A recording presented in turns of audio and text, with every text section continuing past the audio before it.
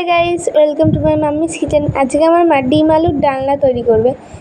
ডিম আলুর ডালনা তৈরি করার জন্য প্রথমে একটা কড়াইতে জল দিয়ে তাতে একটু লবণ দিয়ে ডিমগুলো দিয়ে সিদ্ধ করে নিতে হবে।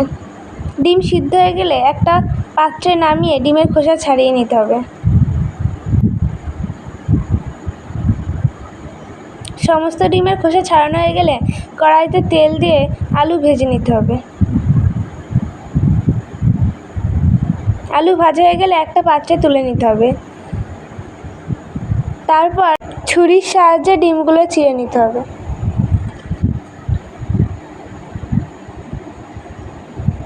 সমস্ত ডিম চিড়া হয়ে গেলে কড়াইয়ের তেলে দিয়ে দিতে হবে। তারপর হালকা নাড়াচাড়া করে তাতে লবণ ও হলুদ দিয়ে ভালোভাবে নাড়াচাড়া করে নিতে হবে।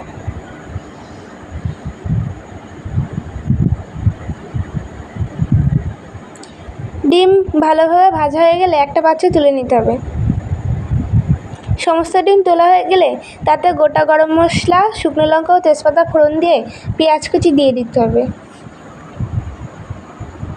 পেঁয়াজ কুচি দিয়ে ভালোভাবে ভেজে নেওয়ার পর তাতে রসুন বাটা দিয়ে দিতে হবে। রসুন বাটা দিয়ে ভালোভাবে নাড়াচাড়া করে তাতে শুকনো লঙ্কা বাটা দিয়ে দিতে হবে। তারপর তাতে জিরে বাটা দিয়ে ভালোভাবে নাড়াচাড়া করে নিতে হবে।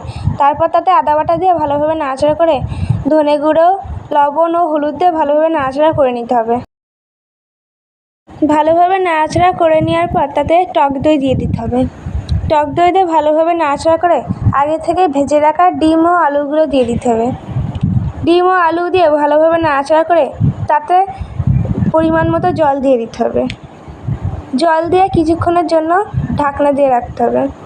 কিছুক্ষণ পর ঢাকনা খুলে আলু সিদ্ধ হয়ে গেলে নামিয়ে পরিবেশন করতে হবে।